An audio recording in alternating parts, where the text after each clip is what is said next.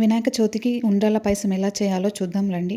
నేను ఇక్కడ ఒక ప్యాన్ పెట్టేసుకొని ఒక కప్పు వరకు వాటర్ పోసేసుకొని చిటికెడు ఉప్పు, 1 టేబుల్ స్పూన్ నెయ్యి, 1 టేబుల్ స్పూన్ బెల్లం వేసేసుకొని ఇలా కరిగించుకున్నాను. సేమ్ కప్పుతో ఒక కప్పు బియ్యం పిండి వేసేసుకొని కలిపేసుకున్నాను.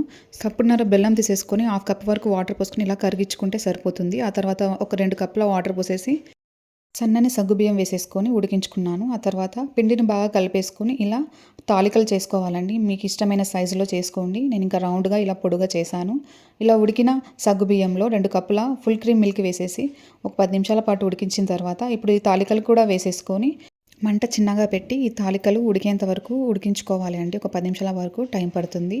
ఆ తాలికలు పూర్తిగా ఉడికిన తర్వాత చిక్కదనం కోసం ఒక కప్పు పాలు తీసేసుకొని కొద్దిగా పిండిని కూడా వేసేసి ఇలా కలిపేసేసుకోవాలి.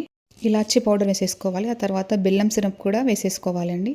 నెయ్యిలో వేయించుకున్న డ్రై ఫ్రూట్స్ కూడా వేసేసుకొని ఇలా కలిపేసుకొని స్వామివారికి సమర్పించుకోవాలి. అంతేనండి.